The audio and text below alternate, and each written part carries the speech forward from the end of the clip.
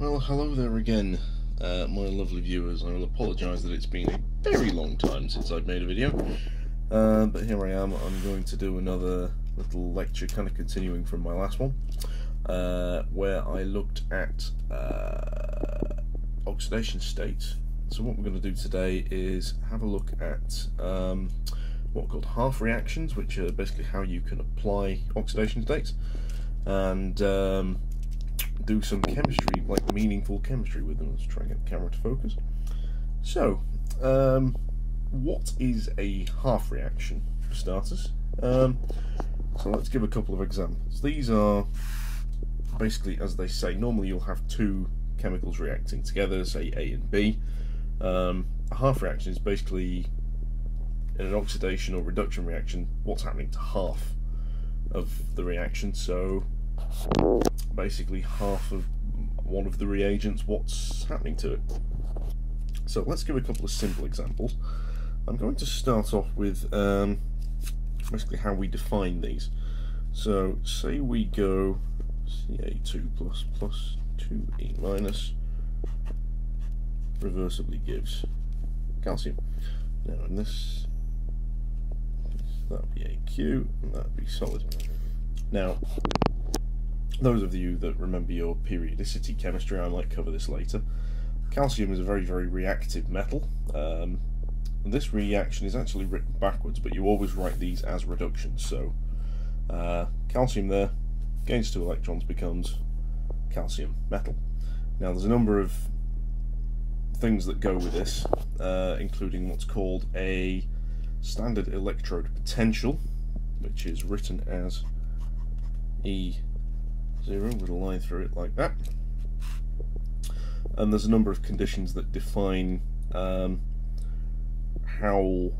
this works. So each one of these reactions, for every different ion and possible variation of what's happening to it, has a voltage associated with it. So E0 for this reaction is minus 3.02 volts. Now the volts is important because that's the same volts as you would find on a battery, for instance. Now that value only applies exactly at a few specific conditions. 25 degrees C, the calcium is at 1 mole per litre concentration, and the pressure is 1 atmosphere. And so, that's to give you an example of one specific example, but basically you can construct half reactions for a whole variety of processes, and basically with these you can figure out whether reactions will happen or not. So to throw a few more examples in a simple ones, for instance, if we take Li plus Aq plus E minus reversibly gives lithium solid. That reaction is kind of important because that's what happens inside your phone when you charge it and discharge it. That's how lithium-ion batteries work. To give other examples, we can have changes of oxidation state, for instance, which is what is actually happening here. So there we've got calcium in plus 2 going to calcium 0, there lithium plus 1 going to lithium 0. You can have, for instance, Fe3 plus an E minus reversibly gives us Fe 2 plus, which in that case iron is going from the 3 oxidation state to the 2 oxidation state. That's a perfectly legitimate reaction, and that has an associated voltage with it. There's a very, very good data page on Wikipedia. I'll stick the link in the description below, should I remember at the end of the video. Now, what more can we do with these? Well, the voltages that are associated with these reactions, for instance, let me pull up some numbers. Okay, where's the number gone? I really should have prepared this beforehand, but never mind. Oh well, yeah, never mind. Basically what we can do is we can calculate the difference between two half reactions to figure out if the reaction will happen or not. I'll cover this in more depth in a later video. But what I wanted to do today primarily is demonstrate how you can construct for more complicated systems. Come on camera, focus. how you can construct half reactions for particular systems. So what I'm going to do is just draw a line under that and draw upon something that I demonstrated a few weeks ago, or a few months, actually months ago now, which was con and disproportionation reactions, whereby you have something that, if you have a material with a single oxidation state and you put it in, make it react, it'll change to two separate oxidation states, or you can have two different oxidation states merging to a single oxidation state, those being disproportionation and co-proportionation respectively. So what we're going to do is we're going to come up with the reaction for Mn2 plus MnO4 minus going to MnO2. I'm going to balance this using the half equation principle, but I'm going to demonstrate how we do that first. So what we're going to assume is that this reaction's happening in water, because both that and that are water soluble. So we mix them together, what's going to happen? Well, so if we take our Mn2 plus, let's say it's manganese nitrate, and we want to turn that into MnO2. Well, the first thing we've got to do is find some oxygen from somewhere, and given that it's in water, let's add a couple of H2Os to give us our MnO2. So that's the first step. We need to add the oxygen, or take it away, which I'll show in a minute.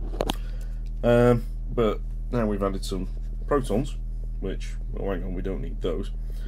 So what we're going to do is we're going to add plus 4H plus on this side, because that accounts for the protons over there.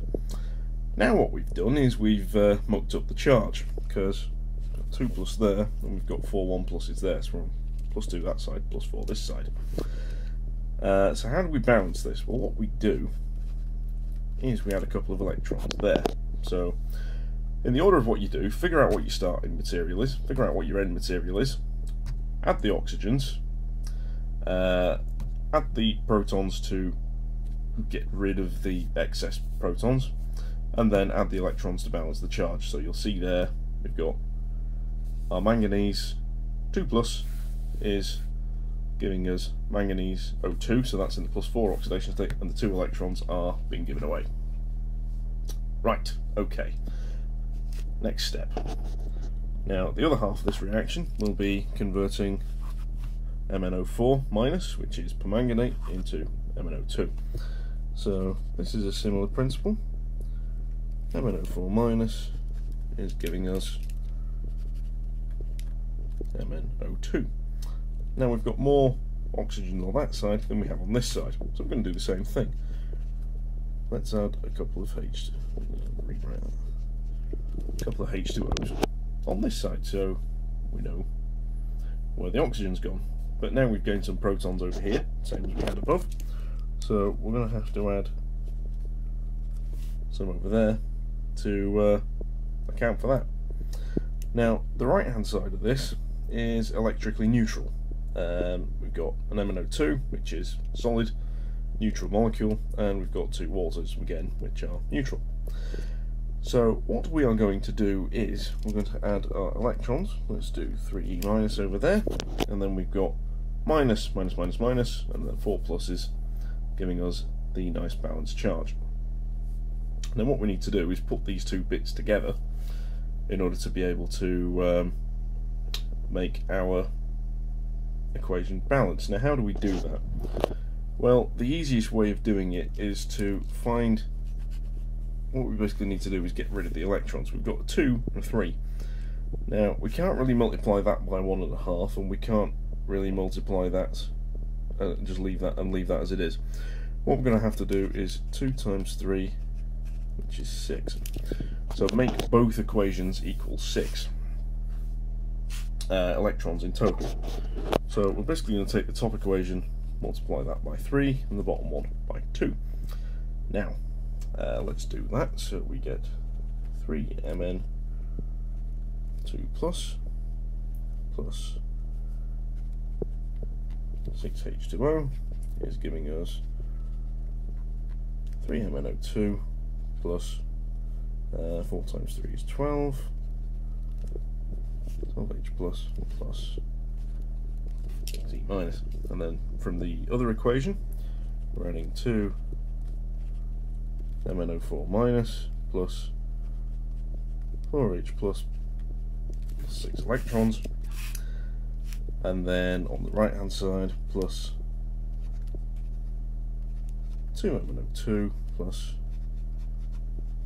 4H2O. Now, that's a bit of a mess, so we can do some eliminating to get rid of things. What we're going to do is get rid of that and that, because those are the same. We have got 4 waters there, we've got 6 there, so we can knock that down to 2. We've got 12 protons there, we've got 4 there, so we can get rid of that. Knock that down to 8. Hang on, have I done this right? No, I haven't. That should be 8 protons, my apologies. In which case, that's not 8, that's 4. There we go. And then what we need to do is we've got 5 of those in total. We've got 3 of that, 2 of that. Let's tidy this up so we get 3 Mn2 plus 2H2O plus 2 MnO4 minus gives us 5 MnO2 plus 4H plus. And that's the simplest, well, it's not the simplest example I could have chosen, but it illustrates what I'm trying to say. Then we've got 3 manganeses, 5 manganeses in total, 5 there. We've got 2 oxygens there plus 8 there, giving us 10 in total, and the 4 protons go over to there.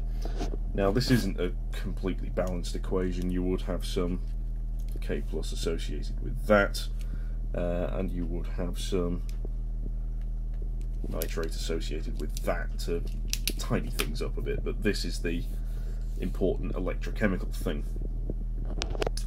And half reaction there plus there, giving us a bit of a mess, and then combining to give the full equation, like so. There is a couple of assumptions with this. This is assuming that the reaction is happening at pH 7 or less. If you do the reaction under basic conditions, you have to change things slightly, and I'll demonstrate that later, but the principles are the same, basically. And what you have to do beyond that is add in the standard electrode potentials, so there will be a number for each of these reactions. You basically take one from the other, and if the difference between them is more than, I think, 0.3 of a volt, the reaction will happen automatically. It's a spontaneous process. That's an energetic physical chemistry thing, which gives me a bit of a headache to talk about, but I hope that's given a reasonable insight into the kind of starting of this. And if you have any questions, please do leave a comment or message me. Don't forget to subscribe to the channel, like the video, etc, etc. Share it with your friends, and I'll hopefully be posting a lot more content in the very near future. Thank you and goodbye.